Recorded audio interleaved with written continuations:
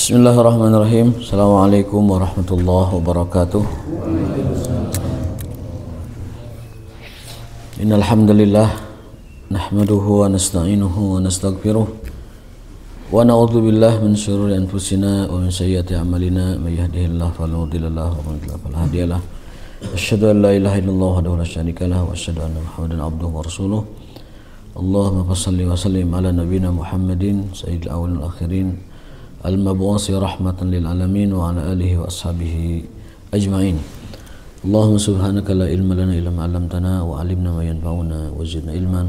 Rabbana atina fid dunya hasanah wa fil akhirati hasanah wa qina adzabannar. Bapak Ibu sekalian yang Allah Subhanahu wa taala, sebelum kita kajian ta'lim Zadul Ma'ad ya, ada permohonan doa dari keluarganya Ibu Caci ya, Bapak Edi Setiadi, untuk kesembuhan adik mereka itu Bapak Nono Cahyono yang sedang dirawat di rumah sakit Santosa ya, sini tulisannya Santosa sini.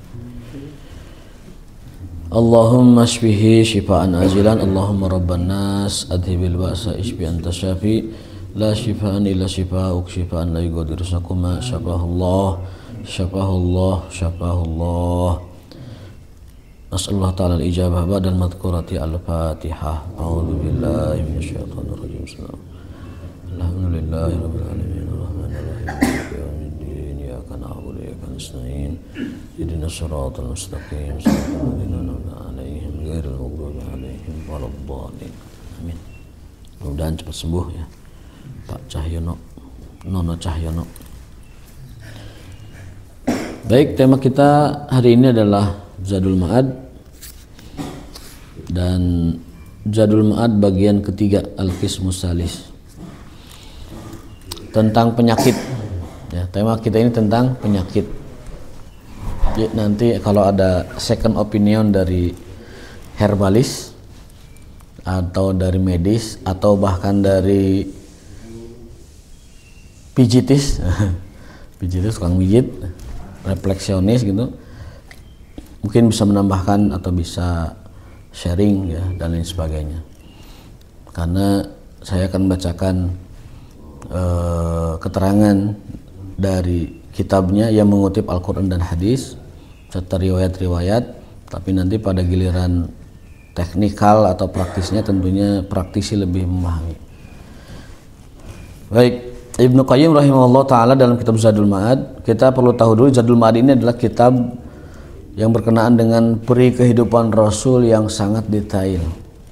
Bukan hanya perjuangan, keluarga, akhlak, adab, tetapi bahkan pengobatan ala Nabi pun dibahas, yang sering kita sebut dengan tibu nabawi.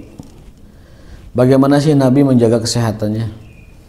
Bagaimana sih Nabi itu bugar, sehat, bahkan setahun bisa perang sampai 9 kali. Bahkan beliau alaihi salatu wassalam memiliki istri 11. Meskipun itu kehususan, tapi kita bisa lihat dari aspek pelajaran dari kesehatan dan kebugaran beliau. Bagaimana beliau kekuatannya, vitalitasnya, kata Ibnu Abbas dalam suatu riwayat, menandingi 30 pria biasa. Bagaimana beliau menjaga kesehatannya sehingga menjadi orang yang paling bugar di medan perang, berkuda sangat pandai dan cakap. Bagaimana beliau bisa sholat tahajud sampai bengkak kakinya. Rakaat pertama surat Ali Imran, rakaat kedua surat An-Nisa. Ruku sujudnya sama dengan berdirinya. Kalau Ali Imran An-Nisa 2 jam, maka sujudnya 2 jam, rukunya 2 jam. Itu beliau sallallahu alaihi wasallam. Dalam sholat sunnah, saya katakan dalam sholat sunnah ya. Sholat wajib, perintah beliau nggak begitu. Kalau perintah wajib itu, sholat wajib, idza amma ahadukum falyukhaffif. Kalau dalam sholat wajib, perintah beliau itu ringankan.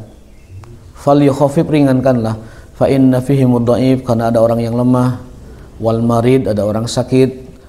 Wa sobi, ada bayi, ada anak kecil. Wal ajuz, ada aki-aki, ada orang tua manula.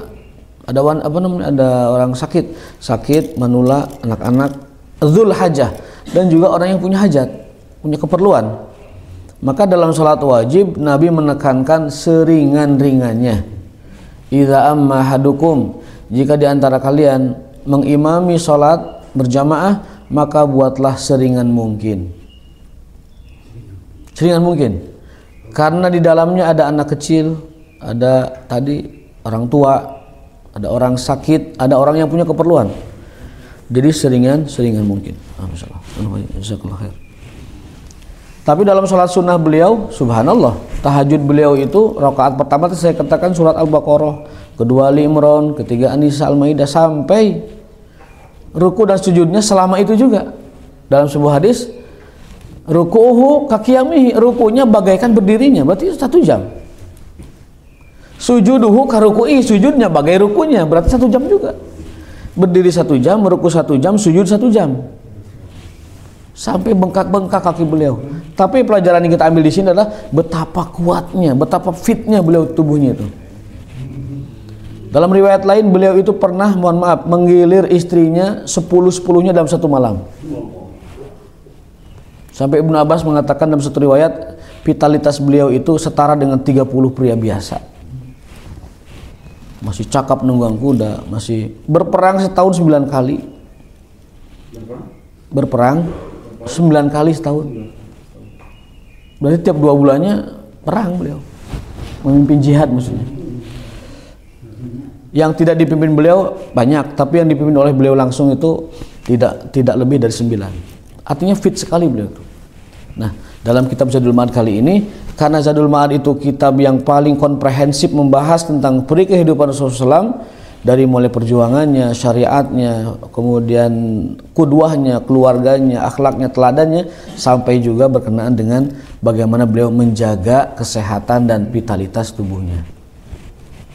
Makanya bab kita sekarang adalah, sebelum kita masuk ke Tibun Nabawinya, dibahas dulu tentang al-marad, tentang penyakit dan pembagian-pembagiannya. Kata beliau, al-maradu nau'an, yang namanya penyakit itu ada 2 macam. Qalbi wa badani.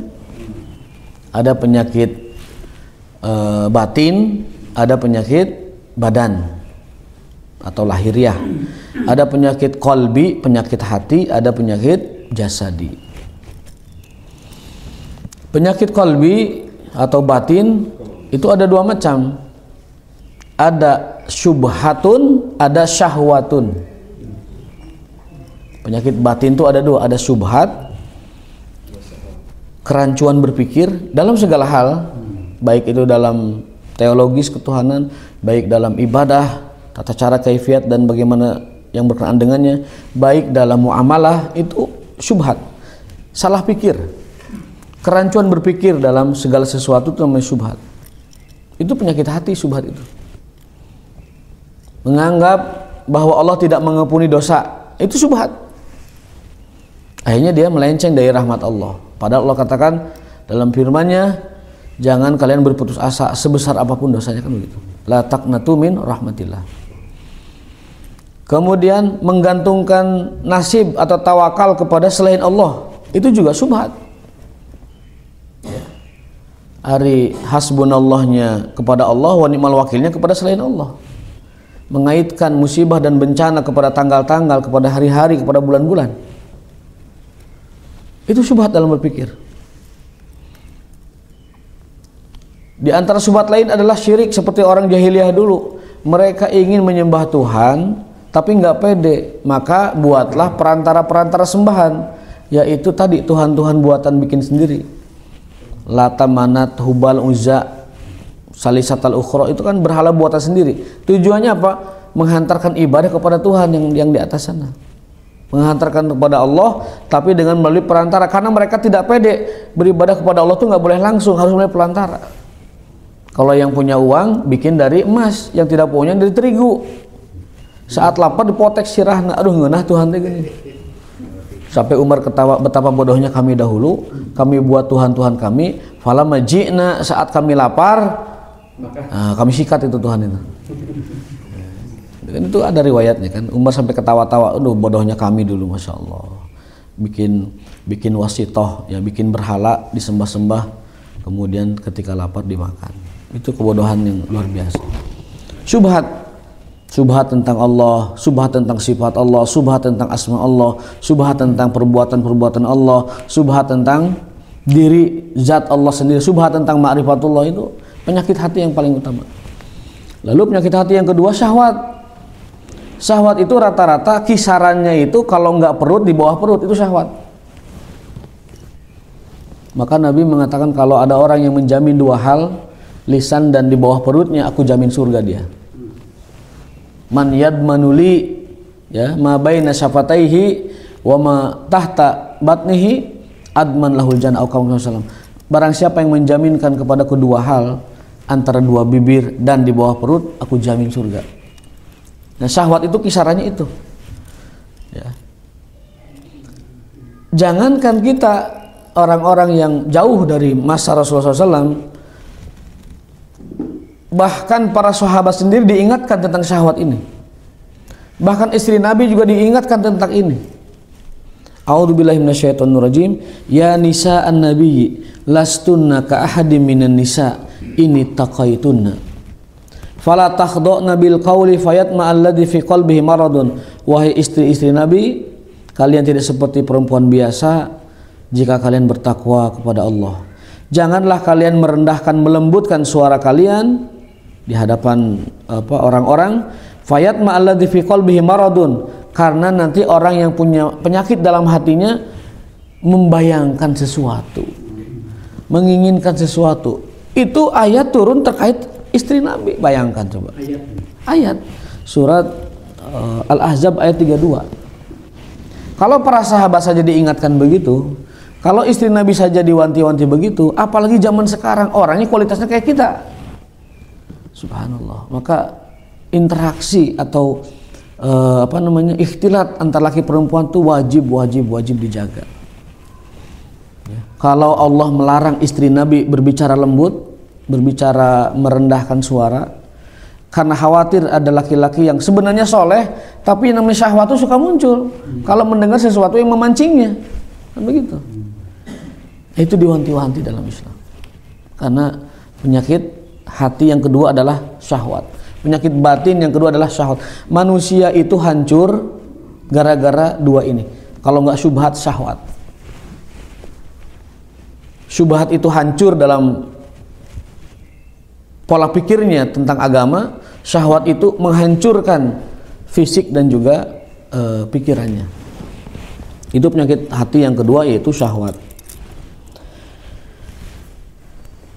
Yang kedua, penyakit badan. Nah, penyakit badan ini itu tidak jauh dari tiga hal. Ada tiga kaidah, kata Ibnu Qayyim dalam kitab ini. Ada tiga kaidah, ya, yang berkenaan dengan penyakit badan. Pada dasarnya prinsip hidup sehat itu, kata Ibnu Qayyim, ya, memperhatikan, mempelajari hidup Rasulullah SAW. Yang pertama adalah hifdzus shihah. Bagaimana kita menjaga kesehatan, menjaga pola hidup sehat, menjaga kesehatan. Itu prinsip yang pertama. Kaidah yang kedua, al-himyah anil mu'dhi, menghindarkan yang dapat merusak tubuh kita. Itu prinsip kedua. Yang ketiga, istifrogul mawad al-fasidah, mengeluarkan hal-hal yang membahayakan sudah ada di dalam tubuh kita. Jadi menjaga pola hidup sehat yang pertama, yang kedua menghindarkan dari yang membahayakan, yang ketiga mengeluarkan yang sudah ada dalam tubuh kita yang rusak atau yang tidak baik. Itu prinsip kesehatan di dalam sunnah nabawiyah. Hifdzus shihah itu jelas, jangan begadang, ya. Kemudian jangan terlalu stres, kemudian membiasakan mandi dengan air dingin supaya sehat, kata Ibnu Qayyim dalam kitabnya begitu. Olahraga, nah itu hifdzus shihah. Makan teratur, makan yang seimbang, hifdzus shihah. Yang kedua, himyah anil mu'dhi, menghindarkan diri dari yang membahayakan. Nah ini yang jarang kita bisa kuat di sini nih. Gorengan kula yaum. Gorengan masih terus, ya kan. Kemudian manis-manis, asin-asin, tepung-tepungan. Nah itu mu'dzi yang dapat membahayakan, itu sebenarnya harus dihindari. Udud, kemudian ya banyak, aman. Jadi yang pertama hifdzus sihah, menjaga pola sehat. Yang kedua himyatul mu'dzi, menghindarkan dari yang membahayakan. Yang ketiga adalah istifragul mawad, mengosongkan yang di dalam tubuh kita yang harus dikeluarkan. Nah, ada penjelasannya. Yang pertama adam, keluarkan darah yang tidak baik atau darah berlebih dengan cara berdonor, atau yang sunnah dengan cara berbekam. Al-mani, mani itu harus dikeluarkan. Harus dikeluarkan. Ya keluarkannya yang halal maksudnya. Yang halal. Istifrag itu mengosongkan. Al-mawad, material, barang-barang, benda-benda, zat-zat al-fasidah yang rusak dalam tubuh kita. Yang pertama kata Ibnu Qayyim adam, yang kedua al-mani, maka nikah itu menyehatkan.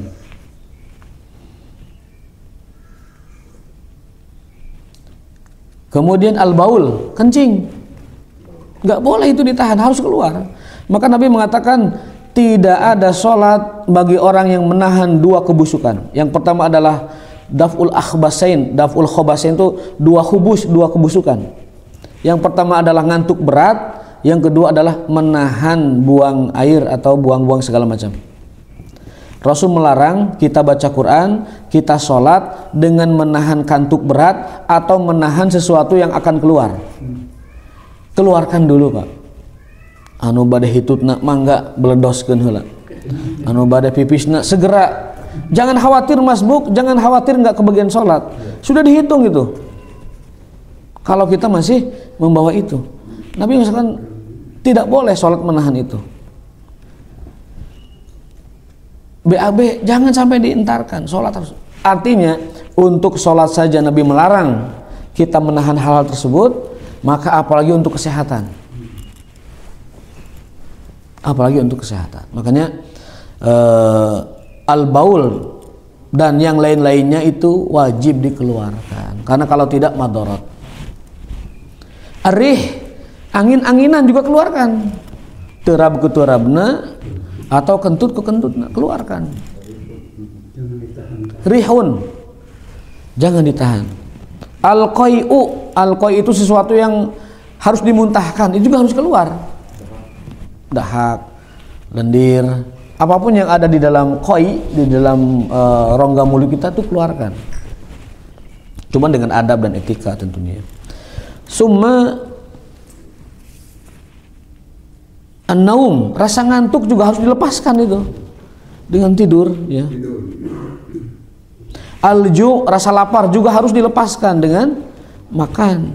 Al-atos, haus juga harus dihilangkan dengan makan. Jadi itulah istifragul mawad, mengeluarkan, membuang zat-zat yang sudah tidak dipakai dalam tubuh kita adalah bagian dari cara kita menjaga kesehatan.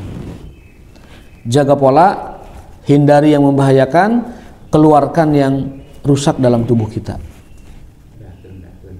Racun-racun, bahasa orang aya nama istilahnya naon? Detoksifikasi. Saya kurang paham istilah itu. Pokoknya mengeluarkan yang berbahaya dalam tubuh kita. Ibnu Qayyim zaman dulu kan belum ada istilah detoksifikasi. Beliau mengupasnya hal-hal yang zohir.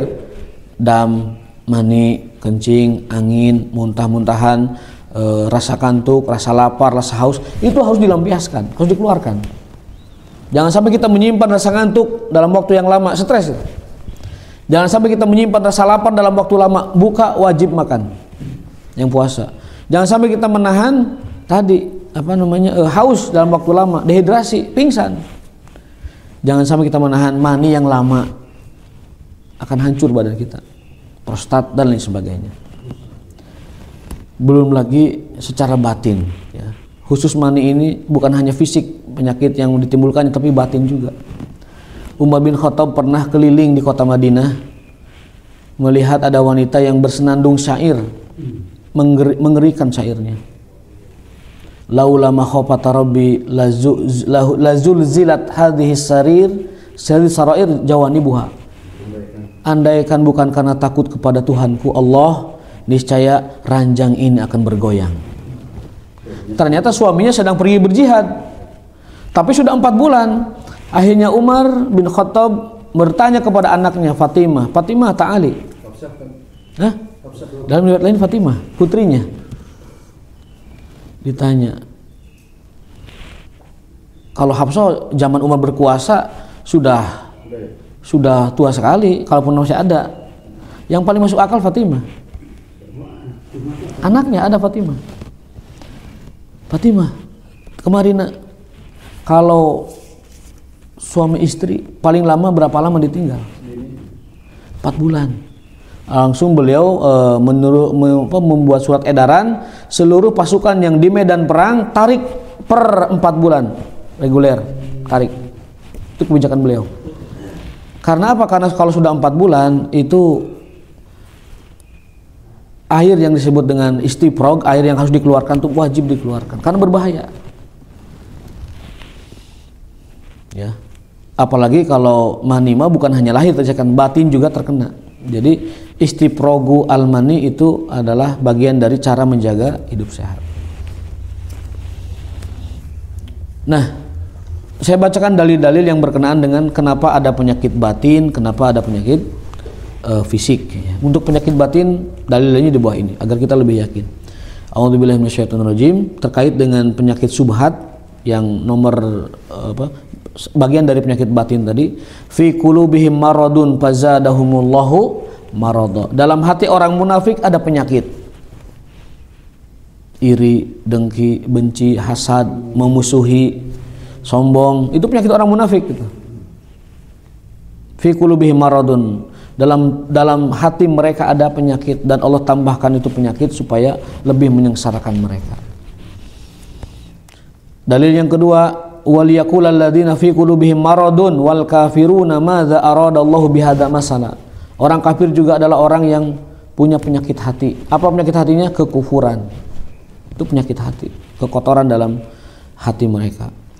Kemudian di antara penyakit hati fenomenanya adalah wa idza du'u ilallahi wa rasulihi liyahkuma bainahum idza fariqum minhum mu'ridun wa iyyakum lahumul haqqu ya'tu ilaihi mud'inin afi qulubihim maradun amir tabu am yakhafu ayyahullah alaihim rasuluh bal ulaika humuz zalimun. Orang zalim juga punya penyakit hati. Kenapa? Karena mereka menolak syariat Allah dan syariat Rasulullah.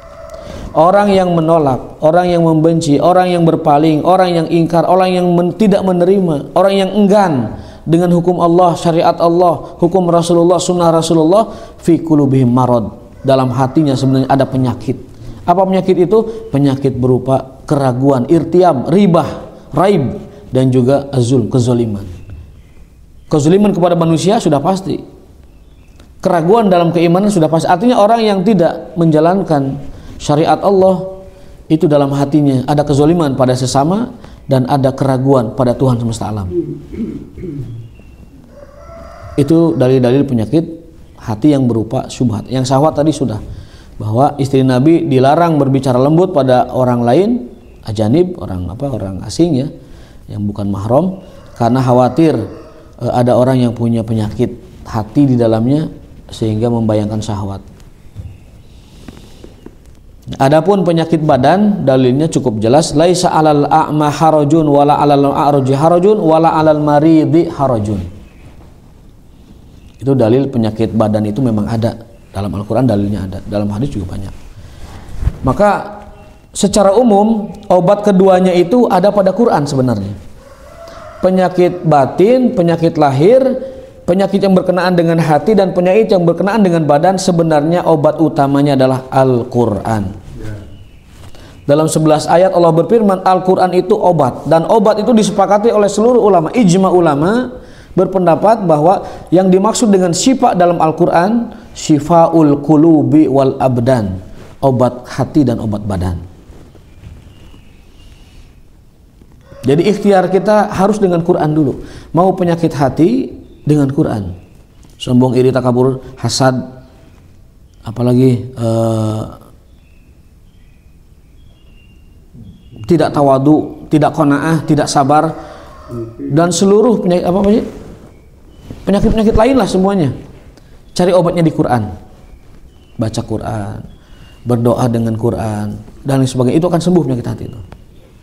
Penyakit fisik juga sama, sakit perut, sakit pusing, sakit gigi, sakit segala macam, bisul segala macam, baca Quran.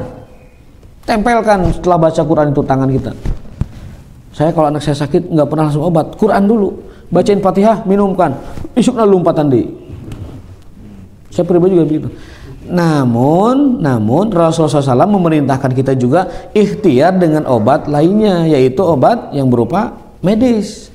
Kata beliau, tadawau, hei orang-orang beriman, berobatlah kalian. Fala tatadaw bil haram, tapi ingat jangan berobat dengan yang haram. Batasan berobat itu adalah tidak ada istilah berobat dengan yang haram. Karena berobat itu ibadah, berobat itu ikhtiar, berobat itu adalah bagian dari kesempurnaan tawakal. Maka jangan sampai ibadah yang namanya berobat itu dikotori, dicampuri dengan yang haram. Maka jangan berobat dengan getih orai. Oh biar kuat, biar segala macam, getih orai. Jangan berobat dengan anak tikus, anak bodit, itu berobat dengan yang haram. Nggak boleh ya. Sekali lagi, kalau ada yang nanya boleh nggak berobat dengan mohon maaf, daging monyet, dengan darah orai, darah kobra, Islam melarang, haram. Berobat dengan khamr, haram, nggak ada alasan. Tadawau, berobatlah, tapi jangan berobat dengan yang haram. Itu pesan Rasulullah SAW. Sehingga di sini kita punya batasan. Oh, yang namanya obat itu harus halal. Ya, tidak ada istilah, oh ini kan darurat, ini kan sakit, tidak ada. Obat itu sifatnya pilihan. Obat itu kan hanya pilihan. Kalau nggak tahu, taubat kepada Allah Subhanahu Wa Taala. Istighfar kepada Allah. Jadi saya sudah memasukkan barang haram pada diri saya, karena kalau tidak ditaubati, kata Nabi, setiap daging dan darah yang tumbuh dari sumber yang haram, maka nerakalah yang pantas membersihkannya. Kullu lahmin nabata min suhtin fannaru aula bihi.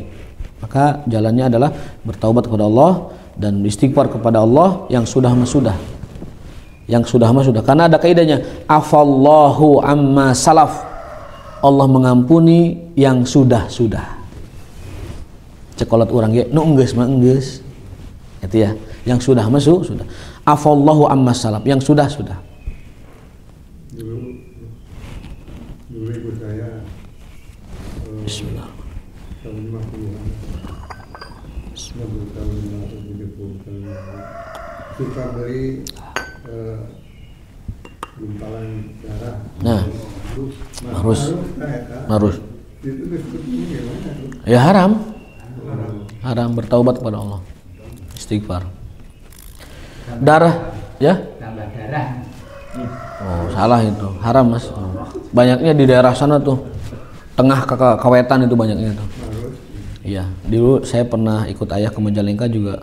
Banyak dulu di pasar-pasar. Ya, banyak yang tidak tahu karena jarang kiai-kiai, ustadz-ustadz mencerahkan masyarakat dengan yang begitu. Harusnya cerahkan itu. Sampaikan dengan tegas begitu. Sekarang nggak ada karena sudah banyak pencerahan sekarang. Dalam sebuah hadis Rasul bersabda, uhillalana maitatani wadaman. Dihalalkan bagi kami 2 darah dan 2 bangkai. Dihalalkan bagi kami 2 darah 2 bangkai. Selainnya haram berarti itu. Apa 2 darah? 2 darah itu al-kabidu wattihal, hati dan bayah. Bayah atau limpa namanya itu. Tihal itu pokoknya saudara kandungnya hati lah. Entah bayah, entah limpa, saya kurang tahu nama. Iya, pokoknya organ tubuh yang sama dengan hati seperti darah begitulah. Tapi itu kawannya hati itu. Al-kabid wa tihal. Apa bahasa Arabnya apa? Tihal. To ha alif lam. Tihal. Lalu dihalalkan bagi kami 2 darah dan 2 bangkai. Apa 2 bangkai? 1 bangkai laut, bangkai laut-lautan, ya, segala macam yang hidup di laut bangkainya itu halal. Makanya jambaroti, asin peda, peda japuh, halal. Bangkai laut eta. Air biasa. Air biasa enggak? Air biasa enggak. Ikan itu yang sudah mati. Ya sudah lama bangkai jangan dimakan. Ini laut. Karena Nabi ditanya tentang hukum laut. Kata beliau, huwa tahuru ma'uhu wal hilu maitatuhu. Air laut itu adalah airnya tahur, sangat suci, mensucikan, dan bangkainya halal dimakan. Jadi bangkai yang halal dimakan itu satu, bangkai-bangkai laut, kecuali bangkai kapal selam atau bangkai nuklir. Yang kedua, belalang, bangkai belalang, bangkai yang tidak ada darahnya, itu halal. Limpa kan, ya limpa. Kalau bayah kayaknya kurang pas. Limpa pasti. Jadi kata beliau, uhillalana maitatani wadamani. Dihalalkan bagi kami 2 darah dan 2 bangkai. 2 darah itu adalah ati dan limpa. 2 bangkai itu adalah bangkai laut dan juga belalang, jarod. Jarod itu belalang. Simet, bangkai simet boleh dimakan karena simet itu hewan yang tidak berdarah. Jadi kalau ada orang nganambulan simet atah teu naon. Ari wani mah da gatel simet di dieu. Ateuna luar biasa. Tapi simet dan lauk yang dari laut ya, ikan itu bangkai yang halal dimakan. Kita tidak bicara aspek medis atau gimana, ini bicara hukum ya. Menurut hadis Rasulullah itu halal. Dan memang katanya secara teori ikan laut, kenapa bangkai laut itu halal? Karena secara teori dia kan dijaga oleh air asin. Air asin itu dia menghambat bakteri kalau tidak salah. Karena dia mengikat air, mengikat oksigen yang dibutuhkan oleh makhluk hidup, sehingga bakteri tidak hidup ketika ada air garam. Allah alam itu. Penjelasannya lebih rinci bagaimana. Jadi itu ya. Marus haram. Karena dia bukan hati dan bukan limpa, jelas haram. Bagaimana taubatnya? Ya taubatnya istighfar kepada Allah. Dulu, ya Allah, saya 40 tahun nggak marus. Astagfirullahaladzim. Mohon maaf, apa setidak paham itu kepada agama? Apa tidak sepeka itu menjaga agama? Menjaga makanan itu kan sama dengan menjaga agama, Pak. Memasukkan yang haram, kita menerobos agama, melanggar agama. Dosa besar itu kalau sengaja. Memasukkan yang halal juga menjaga agama, karena Allah merintahkan kita untuk makan yang halal. Itu namanya menjaga perintah agama. Kebalikannya berarti merusak perintah agama atau melanggar. Karena itu fikih makanan itu fikih yang termasuk diprioritaskan oleh para ulama. Dalam buku-buku fikih disebut fikhul at'imah, fikih makanan ada khusus. Supaya kita tidak salah makan, supaya kita tidak salah minum, supaya kita tidak salah mengkonsumsi. Baik, kita lanjutkan. Itu beberapa yang berkenaan dengan penyakit. Nah, kata Ibnu Qayyim rahimahullah taala, kenapa ada keringanan di dalam haji, saum dan wudu ya? Dalam haji itu ada keringanan ya. Kalau sakit dia boleh tidak tawaf wada, boleh tidak ini, boleh tidak ini ya. Dalam saum, dalam perjalanan boleh tidak puasa, harus makan maksudnya. Dalam wudu ya, dalam wudu juga boleh tayamum, boleh diusap. Itu semua 3 syariat itu tujuannya adalah menjaga kita tetap sehat. Ini Ibnu Qayyim mengatakan begitu. Kenapa Allah membolehkan orang musafir itu makan? Karena kalau dia maksa puasa ketika safar, khawatir sakit. Itu hikmah dari rukhsah, itu khawatir sakit. Posisi badan lemah, lapar, haus, kemudian juga mungkin kondisi perjalanan yang melelahkan, maka ngambil rukhsah itu utama. Kenapa? Karena tadi supaya badan kita tetap sehat, dapat melakukan ibadah-ibadah yang lain. Yang kedua, haji juga sama, statusnya itu musafir. Dia boleh ngambil rukhsah supaya apa? Supaya tidak terlalu capek, tidak terlalu lelah, tidak terlalu akhirnya sakit. Kalau sakit tidak bisa melakukan ibadah yang utama, yaitu sholat 5 waktu, kan begitu. Wudu, kenapa harus boleh tayamum, boleh diusap? Karena kalau memaksakan diri, kondisi dingin, kita harus wudu juga memperlambat kesembuhan. Bisa jadi mungkin bisa juga sakit. Mandi junub bisa diganti tayamum. Kenapa? Kalau dia maksa mandi junub, kondisi dingin bisa sakit. Kalau dia maksa mandi junub dalam keadaan luka seperti dulu zaman sahabat, ada yang meninggal kan? Maka kenapa ada tayamum? Tujuannya satu, supaya kita tetap sehat. Itu kata Ibnu Qayyim rahimahullah taala. Jadi di balik syariat keringanan Allah itu, di sana ada hikmah yang besar. Apa itu? Kesehatan tubuh kita. Karena kesehatan adalah nikmat yang paling pertama Allah akan hisab dan mintai pertanggungjawaban. Awalu ni'matin yuhasabu 'alaihal 'abdu yaumal qiyamah nikmat as-sihah.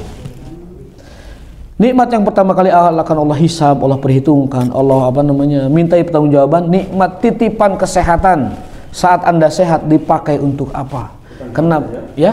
Bukan harta ya? Bukan harta, kesehatan. Coba cek hadisnya. Awalu ni'matin yuhasabu 'alaihal 'abdu yaumal qiyamah nikmat as-sihah. Kalau amal ibadah yang pertama kali dicek, dihisab, dihitung itu sholat. Kalau amal ibadah itu, kalau ibadah itu sehat, sholat. Tapi kalau nikmat itu sehat. Ditanyain pertama, waktu sehat kamu pakai untuk apa? Kenapa kau rusak sehatmu? Sehingga kamu tidak bisa melaksanakan hukum-hukum Allah. Sehingga kamu tidak bisa melaksanakan, menegakkan kewajiban-kewajiban Allah. Dihisab pertama kali itu sehat. Maka kita mestilah sekuat tenaga menjaga kesehatan. 3 rumus jaga kesehatan. Hifdzus sihah, jaga pola.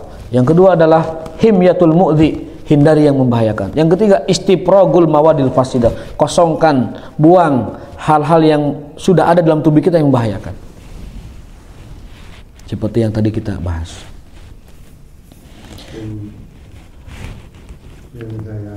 Ya. Katanya Rasul itu pernah diracun. Ya. Dan itu terasa lagi ketika mau meninggal. Ya. Kenapa Allah tidak menetralkan gitu lah? Allah Subhanahu wa taala itu menginginkan dari manusia, hambanya ya, proses manusiawi itu terjadi. Dan disitulah letak pahalanya, letak jihadnya, letak perjuangannya yang Allah akan balas dengan surga dan keridhoannya. Jika Allah mau Nabi Muhammad jadi Rasul 40 tahun, 41 tahun Futuh Mekah, bisa nggak Allah? Bisa. Walau sya'allah, andai Allah mau hari ini seluruh umat di dunia masuk Islam, bisa. Walau sya'allah la amana man fil ardi jami'an. Oh. Detik ini jam 6 kurang seperempat Allah berkehendak seluruh bumi beriman, Allah bisa. Tapi sekali lagi Allah memastikan bahwa dirinya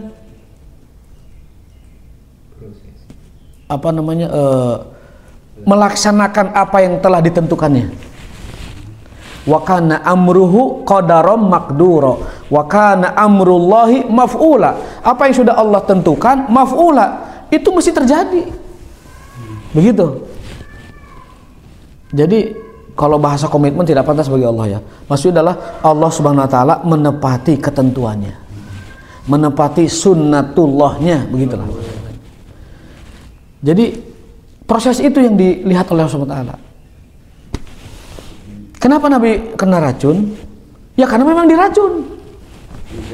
Manusiawi, manusia kena racun. Sebelumnya lebih parah lagi, Nabi Muhammad terkena luka sampai keningnya berdarah di Uhud, giginya patah di Uhud, terdesak sampai ke tebing, dijaga oleh sahabat yang sampai ratusan tombak dalam tubuhnya. Nusaibah nama sahabatnya itu. Di Taif beliau berdarah-darah kakinya, diteriakin, dilemparin. Kalau Allah mau itu nggak perlu terjadi yang begitu, ya kan? Nabi kena sihir, kenapa? Karena Allah ingin proses manusia ini terjadi, bahwa sihir itu ada dan ini obatnya. Baca apa? Muawwidzatain, qul a'udzu bil falaq, qul a'udzu birabbin nas. Jibril datang, Muhammad, si Yahudi namanya Lubay telah menyihirmu. Bacalah ayat ruqyah ini, Al-Falaq An-Nas, sembuh. Uswah buat kita. Nabi itu pernah malam-malam si Lubay itu nyemplungin bukhul ke sumurnya Nabi. Nabi berwudu pakai itu, Nabi berbersihan pakai itu. Pusing kepala Nabi. Loh, kok pusing? Jibril datang, ya Rasulullah, wahai Muhammad, kamu kena sihirnya si Lubay. Dan aku ajarkan ruqyah yang paling mujarab, yang paling jitu, yaitu Al-Falaq dan An-Nas. Maka ada hadisnya, tidak ada orang yang berlindung kepada Allah dari gangguan jin dan kejahatan lainnya apabila baca Falaq bin Nas, kecuali dia mendapatkan perlindungan terbaik. Tidak ada yang lebih baik dari itu. Ya, mata'awadza min mu'awdatain illa intinya maknanya adalah tidak ada orang yang berlindung kepada Allah dengan dua Falaq bin Nas ini kecuali dia mendapatkan perlindungan terbaik. Maka Nabi menganjurkan Falaq bin Nas itu baca sebelum tidur supaya tidak ada yang mengganggu kita dari bangsa-bangsa kali itu. Setan itu sifat, makhluknya namanya jin dan manusia. Dalam sebuah ayat Allah ingatkan bahwa aduwam min syayatinil jin, bahwa musuh kamu wahai Muhammad ada dua, syayatinul insi dan syayatinul jin. Jadi setan itu sifat terkutuk, terlaknat, dijauhi dari keridhaan Allah. Bentuknya ada dua, ada setan jin, ada setan manusia. Setan manusia kita dapat melihatnya mengganggu kita, kita lawan. Setan jin gimana ngelawannya? Satu-satunya cara melawan gangguan setan jin adalah dengan cara diantaranya yang Rasul ajarkan membaca muawwidhataini, 2 surat perlindungan, Al-Falaq dan An-Nas. Al-Ikhlas ada lagi fadilahnya, yaitu seperti orang membaca sepertiga Al-Quran, pahalanya itu seperti sepertiga Al-Quran, dan dia adalah surat tauhid, surat yang Allah sangat cintai. Nah, jadi kalau pertanyaannya kenapa Nabi SAW kena racun, ya itu Allah menginginkan proses manusia itu terjadi. Bahkan beliau pun disebutkan dalam kitab-kitab sejarah wafatnya tuh karena itu, karena racun yang masih membekas dalam dirinya. Karena beliau itu sehat dan bugar, racun itu tidak efektif selama hidupnya. Ketika beliau sakit dan fisiknya melemah menjelang ajalnya, racun itu efektif lagi, aktif lagi dia. Maka para ulama berpendapat wafatnya Rasulullah adalah syahid, sebagaimana wafat para sahabat-sahabatnya sebelumnya. Syahid kenapa? Syahid karena beliau wafat diracun oleh musuh. Wafat karena ada racun yang ditanamkan oleh musuh sebelumnya. Apa hikmahnya tadi? Agar Rasulullah SAW, Allah menghendaki Rasulullah wafatnya dalam keadaan syahid, berjuang, menegakkan, membela agama Allah Subhanahu wa Ta'ala. Itu kalau ditanya kenapa Rasul kena racun. Kalau ditanya kenapa Rasul sihir, ya. Itu terkait Quran sebagai syahid. Ya. Itu di dalam surat Al-Isra 82 maksudnya. Itu hanya untuk mukmin aja, artinya muslim nggak masuk dalam lingkungan itu. Kata ahli tafsir, obat jiwa khusus orang beriman, tapi obat fisik berlaku semua. Obat jiwa khusus orang beriman, adapun obat fisik berlaku untuk semua. Apa dalilnya? Ada. Sahabat itu pernah dikirim untuk ngajar ngaji kepada satu kaum, ya. Kaum tersebut malah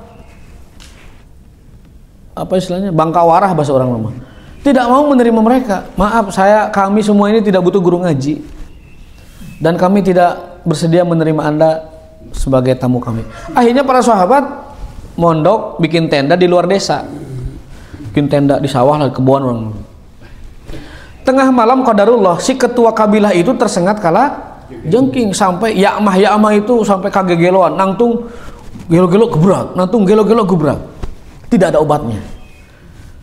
Ahli tabib, ahli ruqyah dari mereka, ahli ruqyah jampai mereka enggak mempan. Semua pengobatan yang ada di suku itu tidak mempan. Ada yang ngusulkan, cobian ku eta tah kuno tadi kadarieu anu di itu di ujung desa. Sugan wae bisa cager. Susugana nyebutna ge sugan bisa cager. Jaranggotan pakai jubah tuh, calingkrang tuh gitu. Coba teang gitu, bahasa orang gitulah. Dipanggillah mereka, karena mereka tadinya diterima tidak baik, mereka pun tanda petik bahasa kita ya seperti jual mahal lah. Kela ulah langsung gitu. Boleh. Saya sobati dia, minta 40 jual, minta 40 kambing. Riwayat lain 30. Ku saya diubaran tapi upahna 40 domba. Sepakat? Deal, oke. Hinci dia tak. Ketua rombongan sahabat itu. Mana nugeringna ieu? Dibacakan Al-Fatihah saja. Langsung korejat cager, lempang langsung. Langsung lempang. Racun kalajengking tidak berdaya melawan Quran. Itu hadis sahih Bukhari itu. Berarti apa? Sifatnya Al-Quran untuk physically berlaku bagi semua orang. Dan dia orang kafir kan, orang tadi suku itu kan orang kafir. Tapi sifat Al-Quran untuk kulub, untuk batin hanya berlaku bagi orang beriman. Ketenangannya untuk orang beriman, tumakninahnya untuk orang beriman, kemudian tatmainul kulubnya untuk orang beriman, kemudian ketentraman, penyembuh, segala macam beriman. Tapi fisik berlaku semua. Nah, pulanglah sahabat ini ke Madinah membawa ngagembol nuntun kambing 40. Karena beliau ini sahabat ini menjaga warok dan zuhud, bertanya ke Rasul, menang tuh ya kambing dimakan gitu. Kan upah maca Quran gitu. Upah ngarukyah menang tuh dikonsumsi. Mereka lapor kok, ya Rasulullah gini. Laporan bla bla bla bla. Rasul hanya mengatakan, wa mayudrikum an harukyah. Apal di mana eta Fatihah mujarab gitu. Ya gitu. Berarti Nabi mendukung bisa tidak langsung itu. Karena buktinya kalau kalian berkenan, kirimlah hadiah daging itu ke rumah saya. Satu. Ya, berarti itu Nabi SAW membolehkan upah meruqyah. Nabi SAW membolehkan upah membaca Quran. Nabi SAW membolehkan Al-Fatihah dijadikan sebagai ayat ruqyah. Nah, jadi itu saya kira clear ya. Untuk pengobatan fisik dan jiwa itu orang beriman. Pengobatan fisik hanya semua orang, pengobatan jiwa itu hanya khusus orang beriman. Itu mungkin beberapa keterangan dari kitab Zadul Ma'ad ya, karya Ibnu Qayyim rahimahullahu subhanahu wa ta'ala. Mohon maaf penutup 2 menit saja.